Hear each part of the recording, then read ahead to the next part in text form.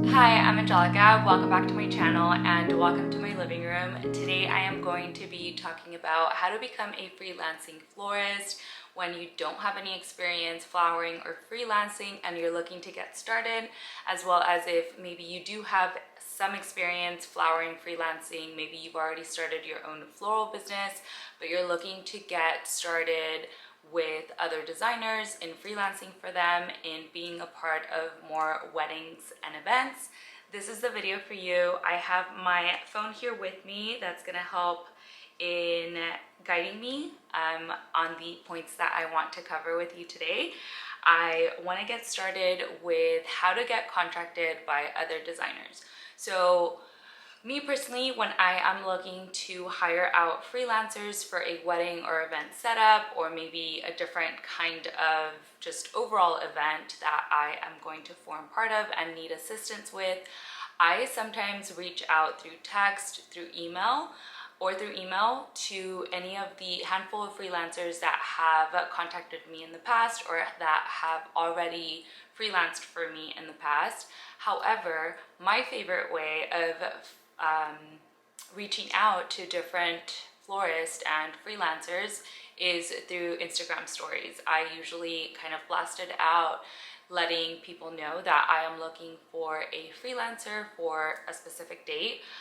Sometimes there's multiple dates that I post at once, and if they are available, to message me. That's just kind of like the easiest way for me to go about it, because I already know that the majority of the freelancers that have worked with me in the past do also follow me, and therefore that's just kind of the easiest way for me to post it once, and whoever is available will reach out, and then I would be able to essentially kind of take my pick out of the people that are available. I sometimes ask a few follow-up questions in regards to availability or location and such, just depending on who reaches out. So I would say that the first thing that I would recommend you doing is reaching out to as many floral designers in your area. Follow them on Instagram, see if any of them post on their stories, if they ever have freelancing work available. If they don't, after you followed them for a little while, or even initially, I would also recommend you to send out an email to them. I think email is just best as opposed to direct message. Sometimes messages could just really be overflowing in somebody's inbox, and then therefore they won't get to it, or maybe it just doesn't seem too professional. I don't know. In my opinion, I don't mind, but maybe some designers do. So I would say the most cordial, professional way to go about it is just to send a quick email to any of the designers that you're looking forward in working with, and letting them know that you're available, maybe your experience level, if you have no experience, maybe disclosing that and just letting them know that you're willing to learn, you're willing to pull your weight with whatever it is that he or she needs help with, and then kind of work your way up from there. As far as other details that I would recommend for you to include in the email is availability. So say, for example, you're available only certain days of the week or weekend, maybe include that so that you know if they have somewhat of a system, then maybe that's something that they could jot down. I could reach out to this person on these dates, but maybe they're not available on these dates, therefore I wouldn't even bother. And also pay rate. So pay rate could work in a variety of different ways, and I will get into it in just a little bit.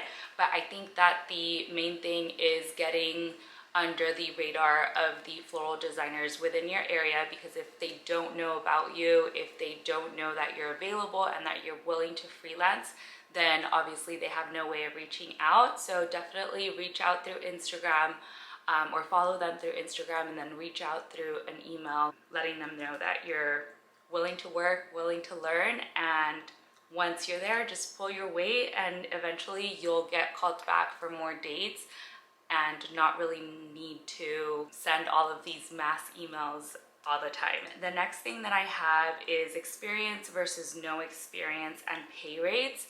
So this could work in a variety of different ways. Some people might not have any experience, but might have a great eye at things and might be quicker than others, even if others have experience. So it's all very relative to what you're capable of and what you bring to the team. Therefore, base your pay rate, I would say, off of what you think your time, your energy, and just like your overall skills are worth. If you want to start at an entry level and you don't know exactly what your pay rate might be, have a conversation with the designer that you're reaching out to, and maybe they can help guide you. But just from experience and the people that have freelanced for me, and also when I freelance for others, off the top of my head, usually a pay rate could vary anywhere between, I wouldn't necessarily say minimum wage. Everybody usually gets paid quite a bit more than that. So anywhere between like 20 hours to $30–$35 an hour is usually the ongoing pay rate within San Diego, I would say, through all of the freelancers that I know, and then that also have either worked with me and when I freelance myself. So kind of use that as a guide and see maybe like who is willing to contract you for certain amounts, and just know that if you don't have necessarily any experience, or maybe like 1 to 3 years of experience, you're probably going to start at the lower end of that, but quickly you'll be able to prove yourself and then increase your pay rate. And it is very important to note that you set your pay rate yourself. You are a contractor, therefore you choose the rate in which you are going to get paid. But obviously the person that's hiring you for that contract for that day has to be in agreement, and therefore usually when freelancers or designers, ask you for your pay rate, you have to be the one that discloses that. So you need to be prepared to say like, I want this much an hour, or I usually get paid this much an hour. Is this okay? Or whatever maybe. And so that is kind of like the experience versus no experience and how pay rates vary. In regards to pay as well and pay rates, there is not only hourly rates, but there's also daily rates or per project base rates.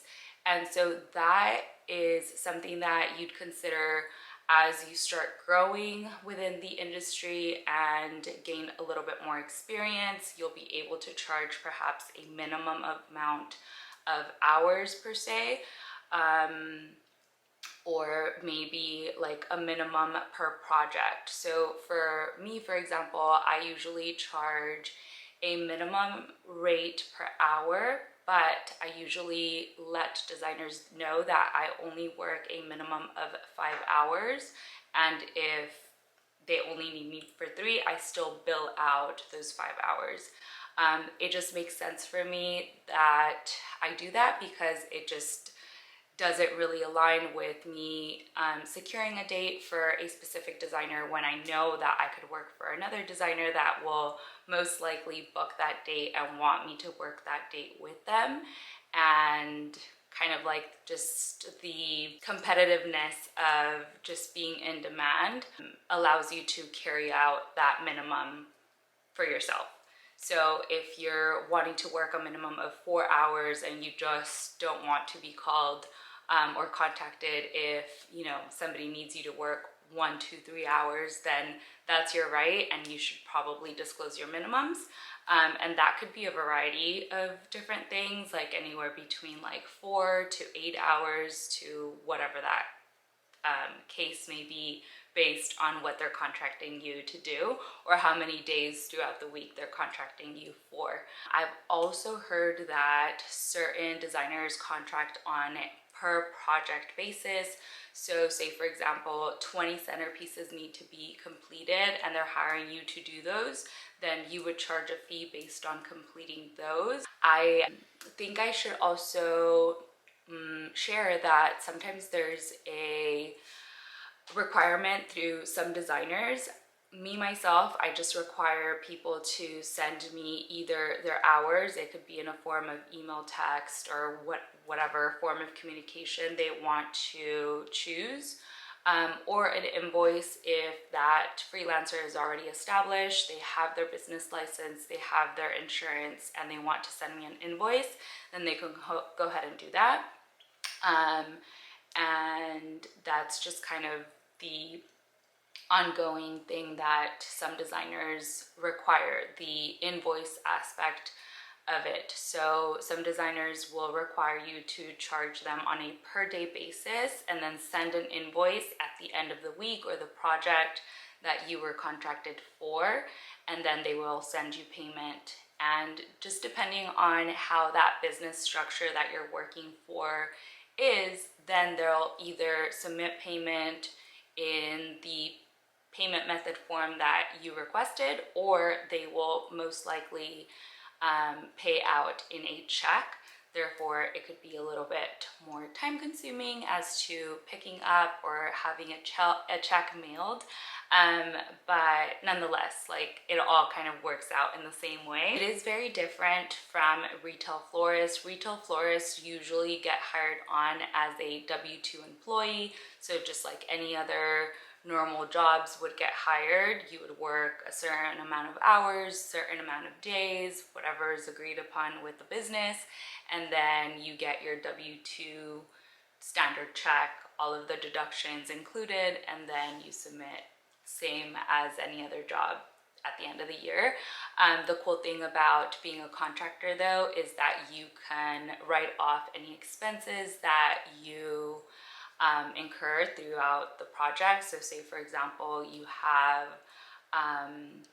transportation like gas mileage that you are driving to and from work to multiple different events that you form part of, you could definitely deduct those, as well as your tools and a variety of different things. There's also a dress code, which is actually the point that I'm going to touch on next.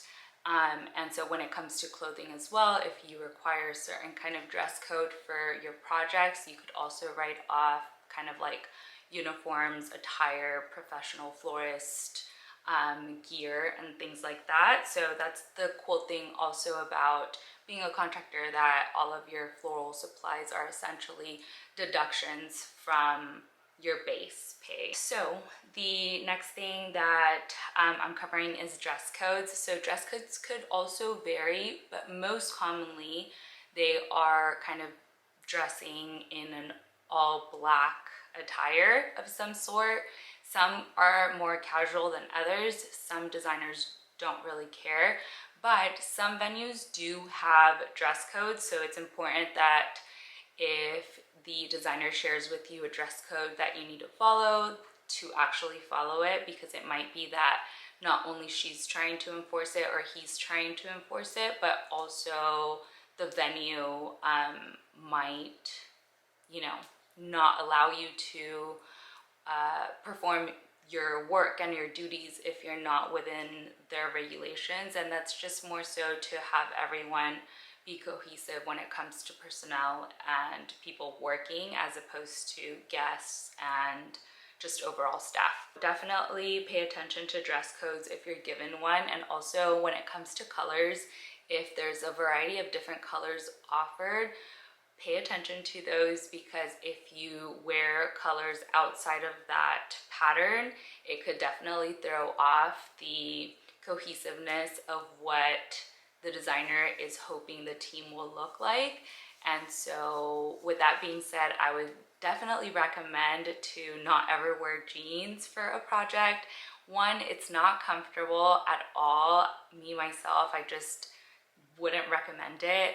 Two, right now it's summer, it's super hot and you don't want to be working in jeans. And also three, it's just like not the most professional when it comes to certain kinds of jeans. Some jeans are obviously like better quality than others, and some just don't look right. So yeah, just I guess something to consider. But all black is most of the time what you'll wear to most projects, weddings, events that you form part of. And on design dates, I guess I forgot to mention, on design dates, when you are working out of the studio with floral designers, say if you get contracted to create the floral arrangements or any florals that need to be created prior to the wedding or event, if you're working in-house, like usually there's not really a dress code unless, again, the designer shares something with you. And then that's when it's a little bit more casual. You could wear whatever you want and just overall showcase your personality within what you wear. The next thing I want to cover is tools. I have my tool bag here with me. I've designated it my tool bag. It's not really a tool bag, but I've created a really cool system in here that just works, and overall it also serves me as kind of like a to-go work bag because it does fit my laptop and just like different tech if I wanted to. So inside I have this compartment thing that I got through Amazon. I will link most of the things that I show you down below just in case you want to have a system similar to this yourself, or you find different uses for what I show. You can easily find it. This compartment divider thing is meant for bags. It looks something like this, and it has just like so many different compartments, pockets, zippers, and it fits perfectly onto this bag. It is sold in different sizes, and I love beige and tan colors, so of course I had to get this color. But I have a few things in here that I typically carry with me to most wedding and event installations that I form part of when I freelance for other designers. And I will also sometimes carry my toolbox with me, which has an additional amount of tools in there as well, but this is most of the time what I carry with me. So in here, and it's kind of cringy to show on camera, but I actually have a really large knife, and it has kind of like this covering thing, so I make sure that I'm not cutting myself as I'm digging in to look for anything. But the knife is meant to cut foam, so a lot of the floral designers that I work with do use floral foam, and I don't know, for some reason a lot of them only have 1 to 2 floral knives in their shop, and so sometimes I just can't find it, or multiple people are already using it, and therefore if I have my own, it's just easier to just grab mine and keep it clean and keep it in my bag and just be ready in that way. I also carry a pen, which is like self-explanatory, super simple. I have these shears here. These were my first pair of snips. I got them at Michael's, and they've literally been with me since the beginning. They have a lock here that allows me to just like keep them locked in, and I use these now only for wire. So if I'm cutting any chicken wire on site, or even at the studio while creating different kinds of florals, this is what I use. I will occasionally use my regular shears, my regular floral snips, if they are kind of old and just like worn out, or before I sharpen them again. But these are the regular shears that I use, and I typically label mine with my name because a lot of designers, you'll find a lot of florists do have the same kind, or just overall they overlap in the color or whatnot, and so it's easier to just kind of distinguish mine because they have my name, and I know for sure I'll get them back at some point. I've shared the brand of these before. It's the brand Zenport, and it's the model H300SC. And I don't know if you could see that they're kind of slanted. I believe that the slanted ones just create sharper cuts, and so that is why I prefer them. I do have the regular straight version, but these are definitely amazing. I also started with these floral scissors here. I believe they're a Korean version of floral shears for like floral design and stuff. I'm not exactly sure, but I did get these through Amazon. They work amazing when it comes to certain kinds of stems. You'll find that some stems are just slippery than others, and also woodier than others. And so it's nice to have a variety of different floral shears, snips, scissors that you can cut with if one's just not really working out for you. I also have two different gloves here. One is for, I mean, I use them for like different purposes, right? But one, if I'm processing a lot of flowers, if I happen to be there on a processing day, or just overall if I'm at an installation for a wedding or event and something with like really sharp edges or like overall sharpness needs to be carried or needs to be handled in any kind of way, these are really cool because they're kind of rubbery on the palm end and then just like cloth base, and they're super easy to wash and keep clean. And I really like these. But for processing leaves and like just removing excess of things, they're super handy because then you don't get stabbed by the thorns and all of the sharpness of all of the floral stuff that we sometimes have to deal with. Even like unpacking some of the rose boxes, that could be handy too because they have staples and the edges are really sharp too as far as like the cardboard goes. So super handy. And then these gloves are just like normal gloves, and I use these more so when floral designers again use floral foam and I need to work with floral foam. And even if I'm working just with the flowers and creating the floral design and arrangement, sometimes you get floral foam throughout the edges of your nails or even under, and it really is very hard to come off. I also have a nail brush that I keep in my sink to make sure that at the end of the day I end up scrubbing around my hands, but I try to take care of my hands as much as possible. And most of the time I do have nails, like these are my nails, they're long, and yeah, I like to keep them somewhat pretty, so these are very useful when flowering. So I definitely recommend to work with gloves if you can. Sometimes I buy white, sometimes I buy black ones, just depending on what's available and the cost of things. But that's all I have in here. In my floral toolbox, I just carry a variety of different things. I don't have it with me right now, but if I am heading to a floral installation for a wedding or event and we're creating an arch, or we're going to be creating like a meadow or floral grounded pieces of any sort, or for whatever reason, I usually do carry my floral box with me and I leave it in the cart. Usually that has a variety of different floral tapes. I have also a bunch of different kinds of wires, fishing line, a lot of zip ties in different colors, both clear and black, and different sizes. I definitely have my floral box with me when it's my wedding or my event, but it's so useful to have extras of those things in case the floral designer that you're working with doesn't have any or runs out. You could like definitely save the day. I also have these kind of like sticky things called dashes that are used to kind of like hang leaves or just overall kind of like secure something in place, as far as like kind of something tacky or like a tape, a double-sided tape. And even something stronger than that, which is essentially kind of like a Gorilla double-sided tape that does come off.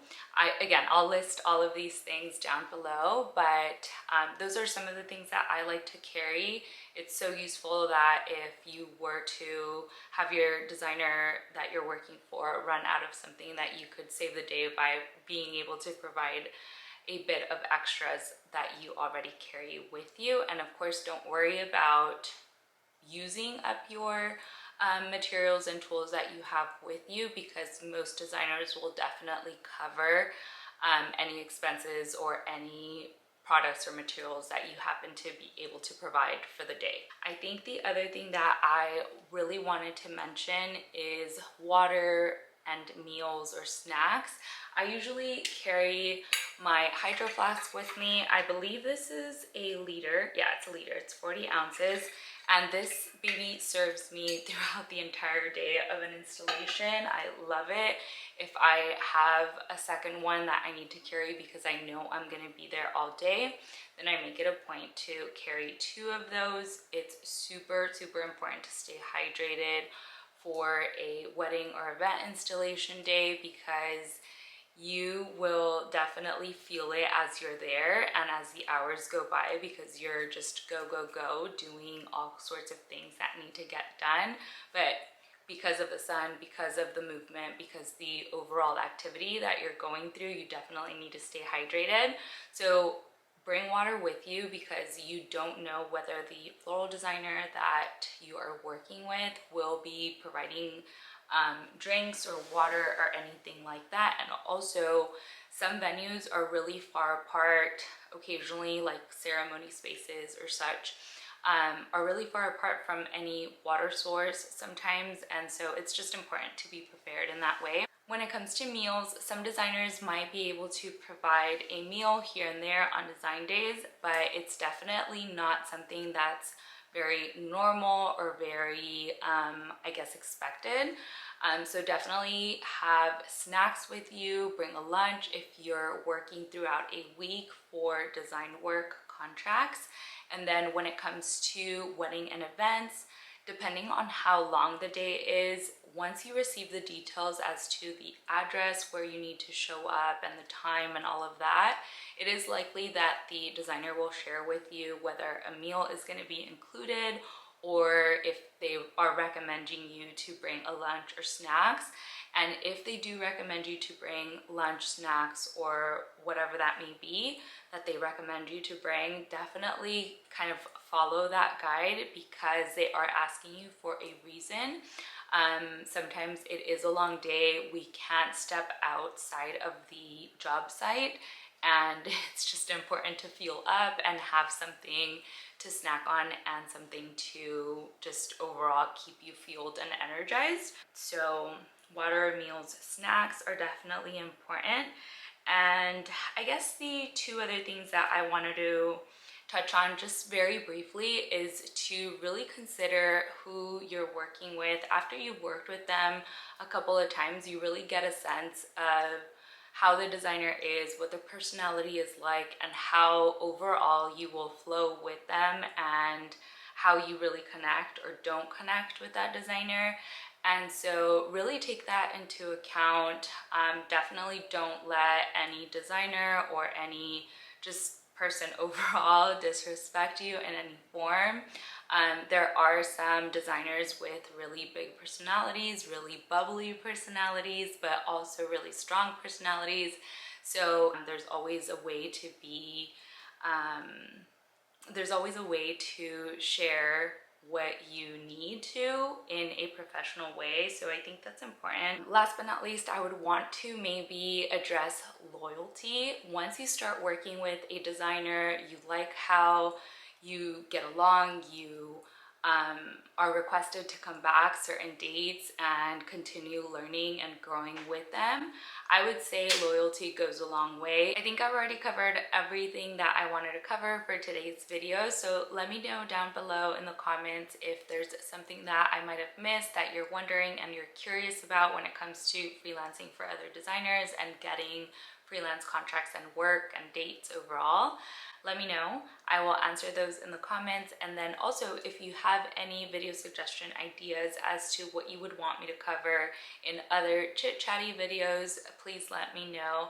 I have a video coming up about pricing as well. So floral pricing in regards to floral arrangements and such. Pricing could be very broad in regards to just like the topic overall, and there's like a wealth of information out there. So I'm just gonna touch base on that, and I think this covers it. If you want to see a little bit more of my work, you can follow me on Instagram at